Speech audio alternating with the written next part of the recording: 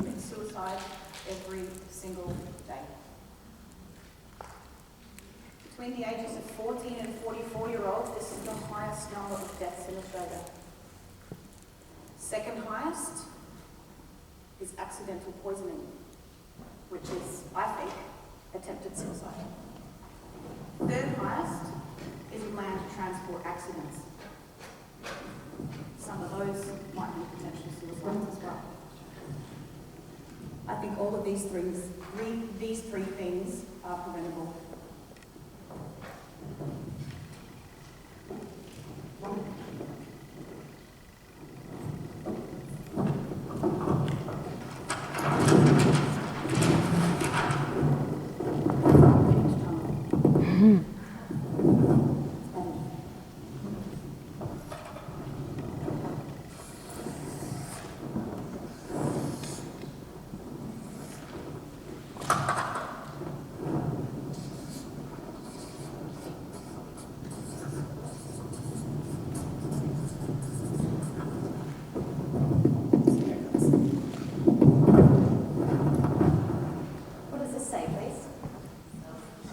Self-destruct, we're awake. And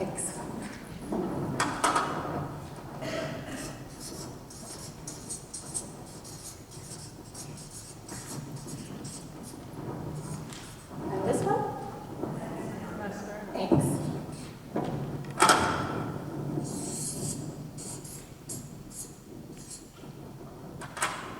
What's this? Human. It's definitely a Da Vinci, so I'll sign this later on, and you'll all be rich. I'd just like to welcome and acknowledge you all for staying till the very end. 80% of success is just showing up, and a lot of people didn't stay till the end today, so well done, and thank you. My talk today is the number one massive mistake over 30s make that keep them unknowingly on a path to mass burnout. Mass burnout is one stage from self-destruct. So why I put the person with the question mark in the head there is potentially where some of you are now.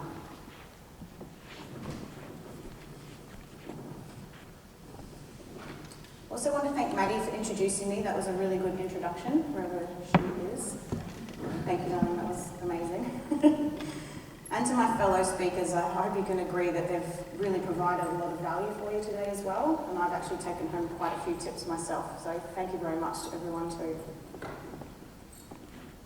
By the end of our time together, you'll know the number one massive mistake over 30s make that keep them unknowingly on a path to mass burnout.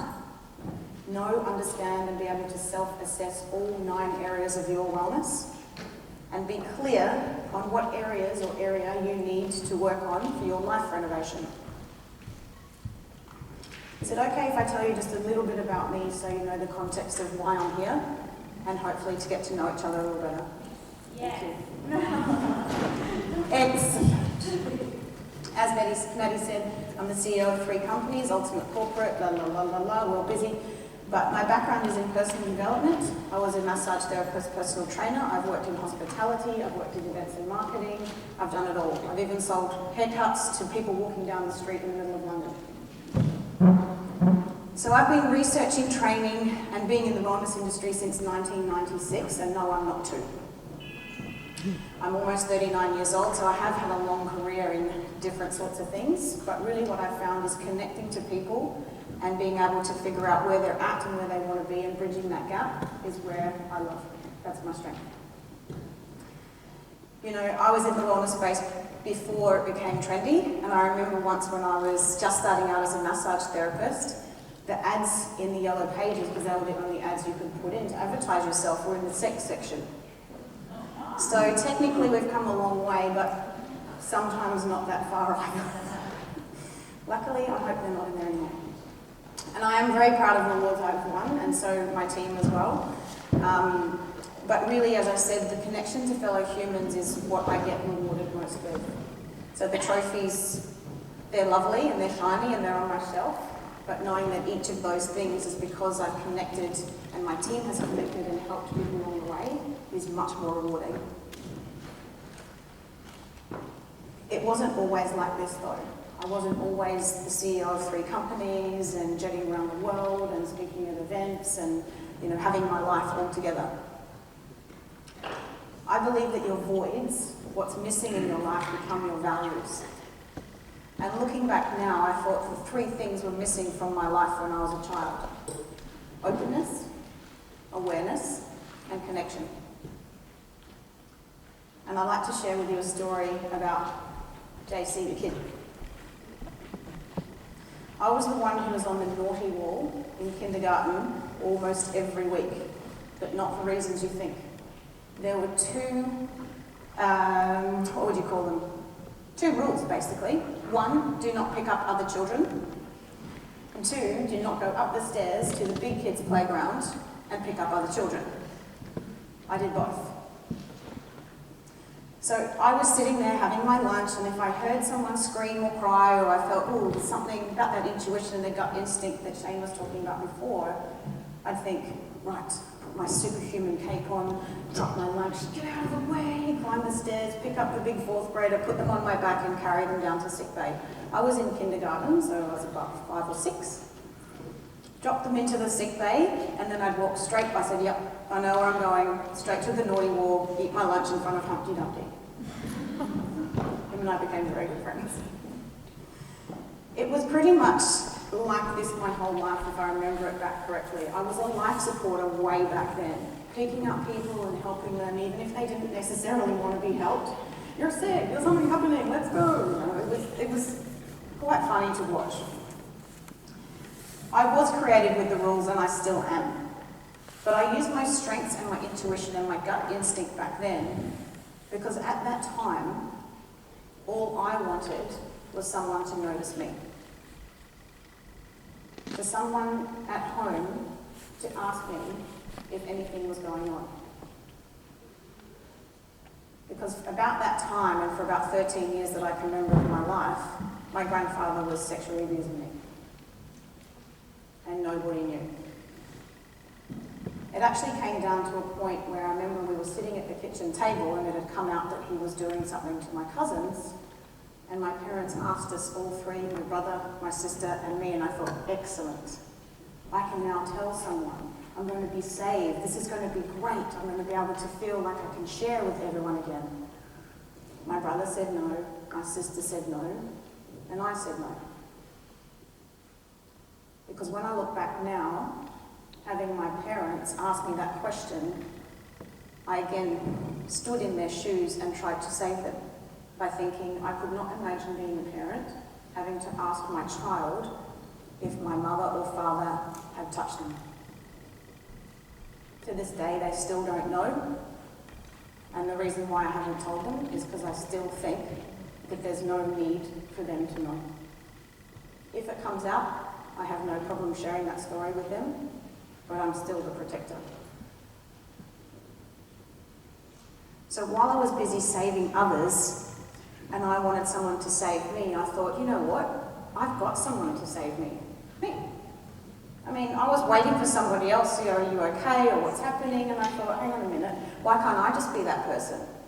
We're so busy in our lives thinking, oh, it's this thing that I need, that's going to make me feel good, or I wish you had have known this, and people aren't mind readers.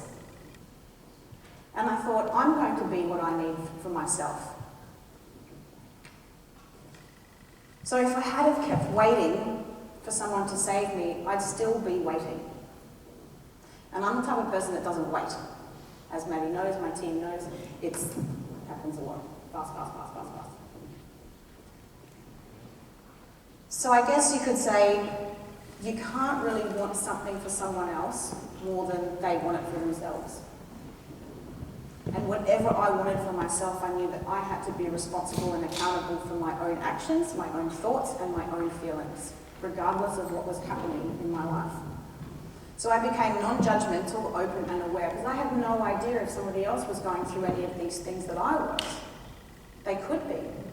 So if I could just try and figure out how to read people, or how to use that gut instinct and see if there was something, some sort of feeling I could get from someone to say, I'm imagining this might be happening for you, can you tell me about it? I connected with myself, And I felt surely there's some reason why this was happening to me in my life. I was supposed to use it in some way. I think it enabled me even back then to really connect with people. Really be open and aware and not judgmental.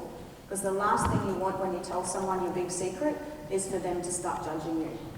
And that's where the fear and the shame comes in, right? I learnt that also by helping others, I was actually helping myself. So the more people I was helping, the more that I felt like I was doing a good job, the more I was healing myself. So what I did was I looked on all aspects and I questioned everything. Was it my belief or the society, my upbringing, the media, what I was being taught at school?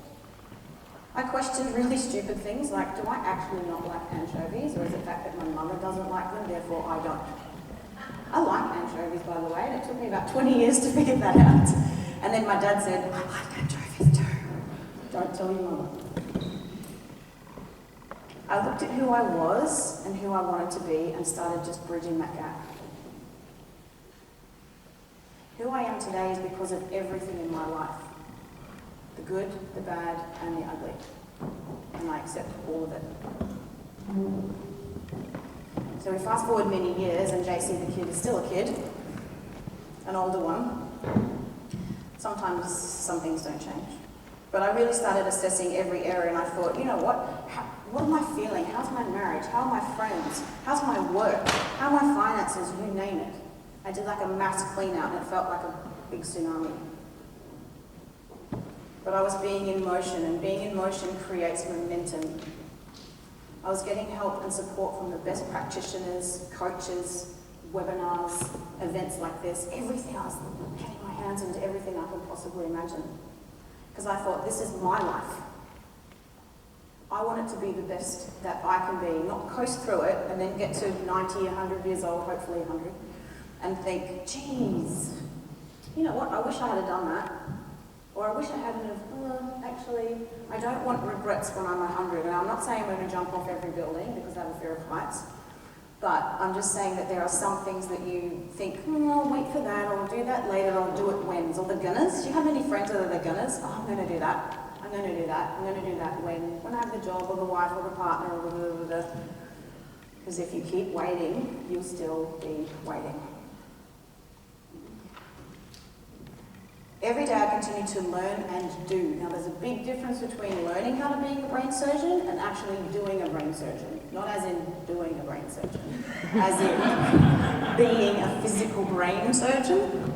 So there's no point going and learning everything and not putting anything into action. Learn, do, learn, do. So I have to throw a bit of humour next. We're all a bit, oh my God. Yeah, I can feel it.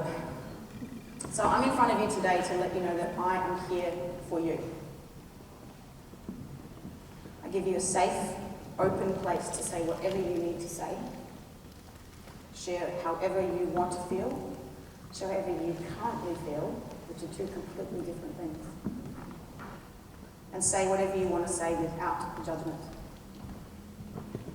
I actually get called the general because the general in the army can literally walk over the dead soldiers and keep going because the rest of the team needs you.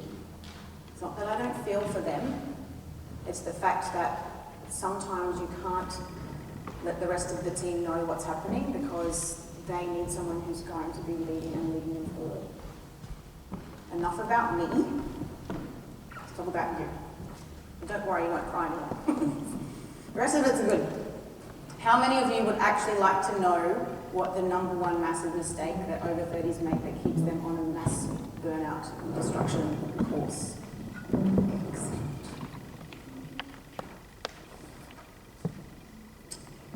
There's two different things, and sometimes a really small thing can make a really huge difference, right?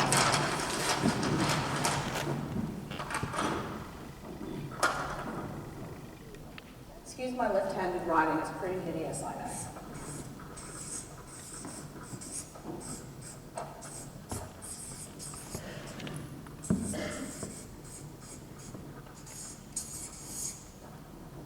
What does this say, please? Excellent. What is your life's calling? be awesome. To be awesome. Something you thought you felt you were born to do, that you just have it in you. Like some people think, I was born to be a hairdresser, or I was born to save animals, or I was born to speak on stage, or I was born to be the best accountant in the world. There's one thing, one little thing that I want to make a difference to.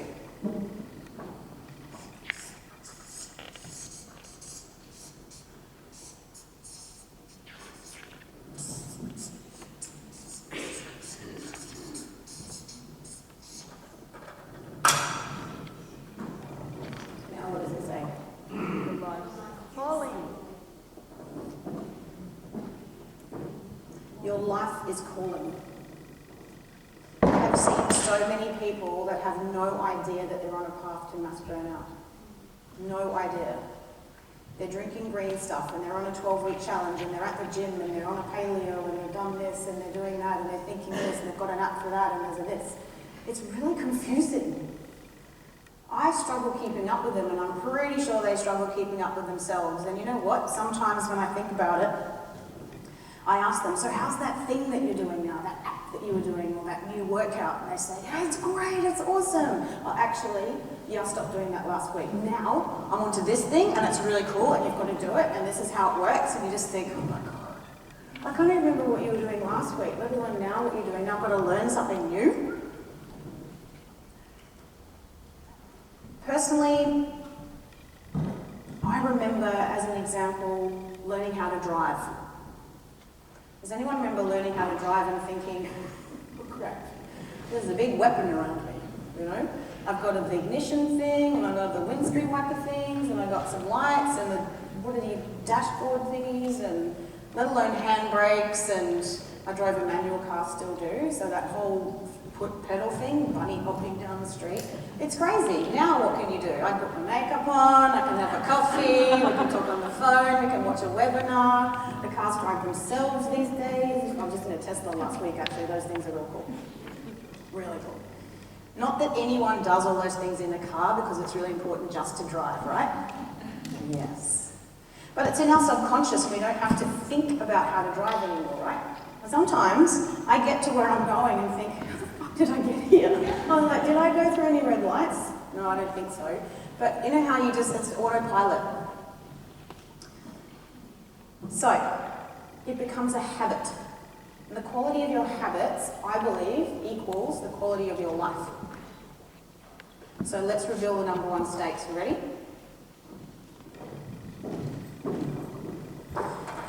Number one massive mistake is, let's see how this goes. Looks a bit like this. There's a bit of this in there. Does it look good? What's it look like so far? Don't say a potato, it's not a potato. Would it be better if I did a bit of this? What's this? A Band-Aid! Excellent! That's my 2-year-old drawing. I should have made it a bit long, it's like a potato. Okay, it's a Band-Aid. It's really a Da Vinci, I know. So the number one massive mistake that keep over 30s unknowingly on a path to mass burnout is called the Band-Aid effect. What the hell is that? It's a broke fix model. Okay, so what happens is you go, I think I broke it, I'm going to get something, I'm going to fix it. Done. Oh, shit, I broke something else. Fix it. Okay, yep, good. Oh, actually, you know that first thing, I think it was that, I think that's come back. I'm going to fix it again, and it just goes around in a circle. Most people have this also, have this. Don't worry, I'm not going to draw. What does that say, please? Yes, shiny object syndrome. Does anyone have this? I have this. Oh no. Going from one thing to the next, to the next, to the next, to the next, and it literally, your head just explodes. Shiny object syndrome. And they're usually quite energetic people, like doing this, this one. And I think forget as well. I'm so doing that. There's a new thing. Oh, the gadgets, the retreat, the food, the drink, the meditation. Who they're following on Insta jealous. Does anyone look at Instagram and go, really? Does anyone look like that? Sure, that's Photoshopped. Does anyone have that big thing with the white thing and everything? It's all white, right? Some of those really cool photos, I think that's an amazing photo, but it's all white. Like, how did you get an all white photo? No. Anyway, I love Instagram, it's really cool. But it is exhausting. But people who have shiny object syndrome and the Band-Aid solution also are missing out on this number one mistake. All they're doing is focusing on one out of the 9 dimensions of wellness. Physical. That's it. Hang on, what about all the 8 other dimensions of wellness? Why haven't we been talking about that? Let's imagine for a second there's 2 cars. You have, on one hand, a beautiful, beaten up, rust-ridden Ford that kind of goes when you drive it. Pretty cool. Sorry, Jodie, how does it go? Like that. You know, like choking, coughing. Thanks for making me do that twice, by the way. Awesome. And then you've got a Ferrari. Shiny, bright Ferrari. Which would you rather drive if you had a choice and they're both free? The Ford, yes. The Ferrari I would personally choose. One person can have the Ford, it's all good. Okay, let's imagine you're now standing in front of your car with the keys, but you've noticed it's only got 3 tyres and the windscreen is full of mud, so you can't see anyway. And I think the keys don't actually fit the ignition anyway. Now what? It's all well and good to have a nice shiny Ferrari, or a Ford if that's where you choose to go, but it's only got 3 tyres and you can't even see out the bloody windscreen. So what's the point of it? It's also only focusing on 1 out of the 9 areas it needs to run, and it's not enough. It's the same for cake. 1 is never enough, right? Just kidding, like food revolution. And imagine, even if it was ready to drive, what if you put the wrong petrol in it? Which is basically what everyone's been talking about today. Food as fuel. I've seen many people look after their cars and belongings so much more than their health, and it really makes me A, pissed off, and be really sad. You know, sometimes we get people in our clinic, oh, I can't afford that, or, you know, I really need this hormone test, which is really important because they're trying to have a baby or whatever they're trying to do, and I can't afford it, and I look down and I'm like, have you been to Gucci today? And they've got 4 bags of shoes there, and I'm like, oh, I need the shoes. It's like, it's really nice to have the shoes, but when are you trying to have a baby? So I guess, for us, if we're looking at our lives, we can't just sell the car and get a new one. Well, not yet, really, anyway. There's bits of this that we can kind of renew.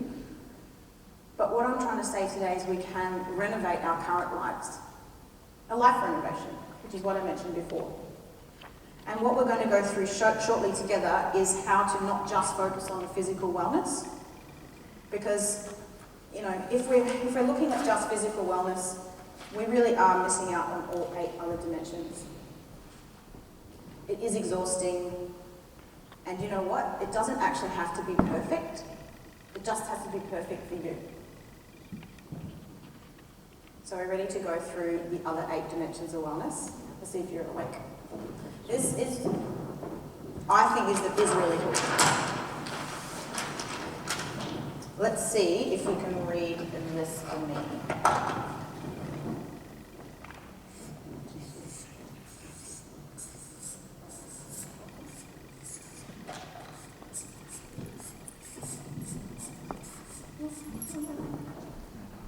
Anyone read what that says?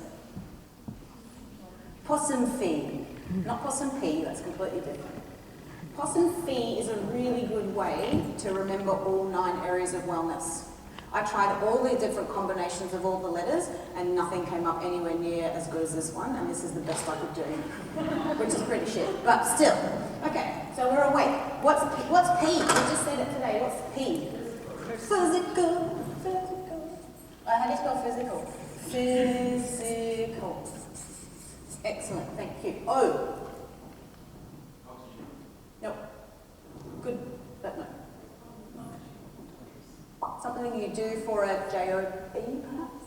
Occupational. Oh, I thought I know. Occupational. What is the S? Yes? Sex? No. But, maybe. How do you spell spiritual? Oh, jeez, this is really bad. The other S isn't sex. No. Self-awareness. Yes! Prize for the man with the better. Social. M?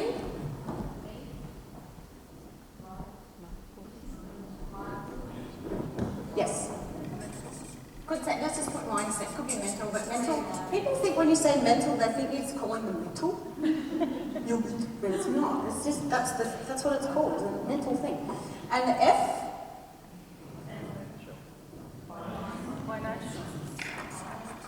Financial wellness.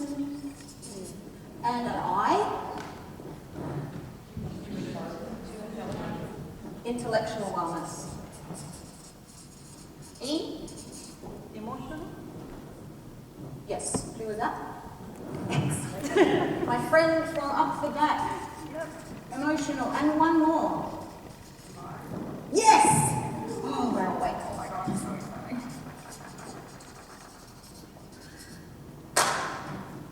How many of you think about all of this quite a lot? That's pretty scary. 4 people think about their wellness in the room. Yes, good work, team. Does everybody know a little bit about what each of those are? It's pretty self-explanatory. But what we're going to do right now is you're going to assess yourselves. What are we doing? Thank you. Physical wellness, health and fitness. Occupational, what you do for an occupation, pretty self-explanatory. Spiritual doesn't have to be religion. If religion is for you and spiritual, great. If it's not, could be mind, could be yoga, could be meditation, whatever you decide. Social wellness, how are your relationships with your friends and family, co-workers, other humans? Mindset, what's your mindset doing? Your mind is set. What's it doing? Is it going crazy for you? Financial wellness. If you were to lose your job tomorrow, what would happen? How long would you have to be able to live off finances? Intellectual. Are you doing anything to improve your brains? You know, like going to do a course or learning something completely new, doing a craft course or photography or something like that, going to learn how to be a brain surgeon and actually doing a brain surgery. Okay, emotional. How are we acting? Are we reacting? As Shane said before, you know, it's about being able to, I think, saying, this is the thing that I'm about to react to, but even standing back from that and saying, how do I actually want myself to act in that situation? So it's not just so emotional. Environmental has 2 things for me. One, it has how am I impacting on the actual environment, being green, for example. And also, what's my current environment like? How is my work environment? How is my home environment? And how's what I call is the third space in between that and that? What's the third space like? The travelling in between the home and the work environment, yeah? Juliet is going to come down and hand out the assessment forms. And it's really easy to do, and it's going to take about 30 seconds. Don't think too much about it, just think about exactly how you feel right now in each of these areas and rate yourself. 1 is shitbag and 10 is awesome. Okay, so 5's about medium. Yeah? Because what we're doing here is we're thinking about that Ferrari, but we're just cleaning the windscreen. Yeah? And we've got the right keys in it, and we've put some tyres on it as well, so that when we're actually ready to get in and drive that thing, take it for a spin, it's going to go.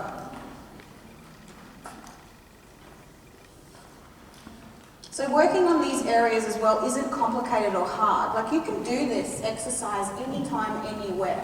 You can figure out where you are at in each of these 9 areas of wellness, rate yourself 1 to 10, 10 being awesome. And then what you need to do is figure out if that was an actual tyre on a car, and it's rolling, is it a smooth or a bumpy ride? If it's bumpy, you might want to have a little think about maybe addressing some of those issues on there. Could be financial wellness isn't good, or your environment's not as good as it could be.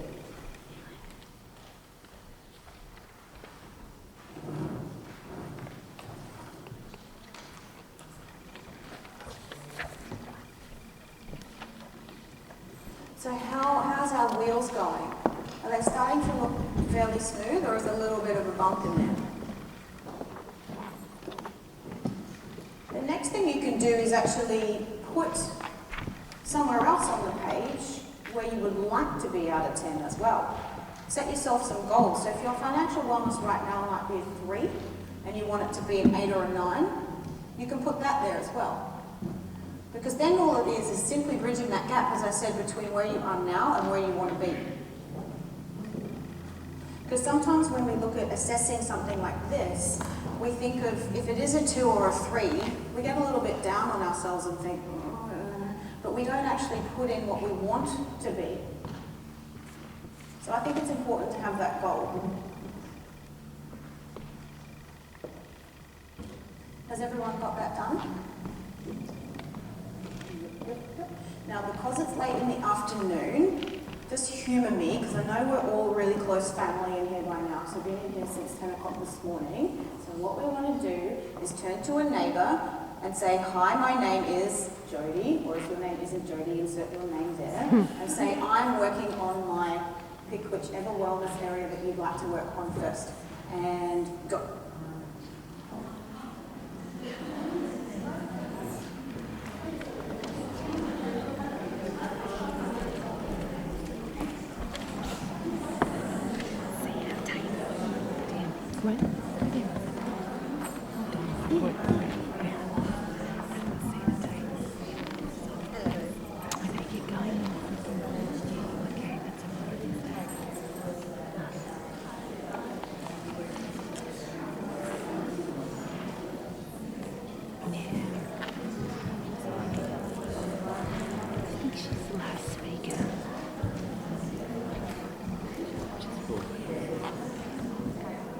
Excellent job, thank you. Did everyone have an area that they wanted to work on? So if you think about that area or areas, I mean, you might have all 9 areas of wellness that you might want to give a bit of a tweak to, right? And now you're thinking about, well, how are you actually going to change this? You know, it takes 21 days to make a habit, 21 days to break that habit, 21 days to make a new habit, and then 21 days to make that habit a habit. So if you can imagine, that's a lot of 21 days, right? So you might as well be doing a good habit than a bad habit. So if you're open to renovating your life and future-proofing it, you're going to need to know that there's only 2 types of people in this room. How many? Excellent. 1, listeners. Listeners and learners, so they learn lots. They're the brain surgeons that actually haven't ever done brain surgery. Brain surgery, not brain surgeon. They think, wow, this is amazing. I've got so much information out of here. They go home and go back into their lives and nothing changes. Or the second type are the action takers. They learn lots and they put everything into practice. And they do what it takes to make sure that they don't have any blame, any excuses, or any denial. They also don't say, I'll do it later, or I'll do it when, or the gunners. I'm going to do it. So you just need to have a think about which one are you. Either you do something and something changes, or you do nothing and nothing changes. Either way, it's completely up to you. As I said, I'm not going to be the kindergarten kid picking you up and taking you down to sick bay if you're happy just bleeding to death on the ground. Okay? It's up to you. Trickiest part is knowing where to start though. But being in motion creates momentum. Some people make this really low on their priority list. It's called a system. Save yourself time, energy, and money. So the people that are going for one thing, what was it, shiny object syndromers? they're not saving themselves time, energy and money. They run around from coach to coach, practitioner to practitioner, repeating the same cycle, the same cycle, the same cycle, and it's really costly. I often ask myself, what am I actually waiting for? Like, what am I waiting for? If you think about the greatest sports people, they have coaches. They have a system in place specifically for them. And I have seen, as I said, many people burn out, and I don't want that for you guys. This is why I've combined my decades of education, training, 20 years in the wellness industry, my business experience to create the Wellbeing Centre of Melbourne Natural Wellness. Melbourne Natural Wellness is a little different because we're a wellness centre. We don't do SOS, we don't have shiny object syndrome, and we don't have band-aids. We do in our first aid kit, but that's completely separate. Yes, we are a team of award-winning practitioners and instructors. We're actually wellness nuts. We work together as a team, so you get all of us. Not just one, all of us, even in just one consult. So what I'm here to do today is to actually talk to you a little bit about a well as. It's a one-on-one wellness assessment where you go further into that wheel of life and actually bridge the gap. By the end of your wellness assessment, you'll know with perfect clarity and 100% certainty what areas you want or need to work on and the order of priority. So we simplify your success. So we basically put your headphones on with all the noise out there. You'll uncover what's next for the next step you'll be for renovating your life, and we go through, as I said, all 9 areas of wellness, your core values and beliefs, and figure out where you wanted to work on first. And for there, we literally just bridge that gap. You get super clear, super fast. It's ensuring that your life is set up for you to make conscious choice, not painful panic. How many of you have gotten value out of being here today? That was 100%, by the way, Maddie. Woohoo! Did a good job. Yay! So the next little bit is vital, just before we close. How many of you aren't exactly where you want to be in your life? Thank you. So are you going to be person 1 or 2? Are you going to get clear on what you want and just bridge the gap between where you are and where you want to be? If you are, we get you to apply everything that you learned in your Well As session, and we start to really get deep into systemizing and personalizing your plan. People who burn out are overworked, overrun, overscheduled, and over it. So starting with a Well As is the best plan to have, a designed system. Save yourself time, energy, money just for you. Let's talk about the investment.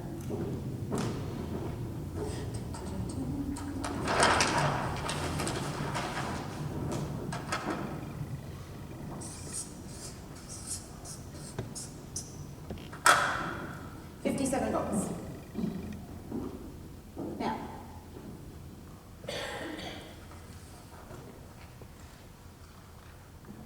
don't leave here today without having a conversation with at least one of the people who have been presenting here, or the exhibitors. Because Melbourne Natural Wellness, myself and my team may not be the right fit for you, and that's cool. But someone else in this room probably is. So please, in closing, have another plan. If it's not us, how else do you intend to get the life you want? And don't be a year now wondering, geez, I wonder what would have happened if I had spoken to someone that day. I've been around the industry, as I said, for 2 decades, and I haven't seen a better solution. We set you up for success. I don't do bullshit, I don't do fluff, and I don't do woo-woo. It's just not me. There are other people who do that really well, and that's cool. It's just not us. I'd love for you to join our community, and I'd really love to work with you as well. I did say that I would do something really cool for you, and as Maddie said, we're about to do the prize draw, but I want to make it really easy and risk-free for you guys to just bridge that gap. So I'm offering you a one-on-one personalised wellness assessment and coaching session and plan with any of the people from my team. If you would like to do that. If you'd like to do that, please just stand up and go to the back of the room when the presentation's finished, and my team will take care of you, and I'm happy to answer any questions up there as well. Come and say hi. To end, I'd like to end from basically a quote from me, which you've heard already today, but I just want to say it again. So, you have two choices in life. One, you can figure out how the hell you can't do it and make excuses for it. Or you can take exactly the same amount of time that it takes to make those excuses and figure out how you can do it, and if it is a good fit for you.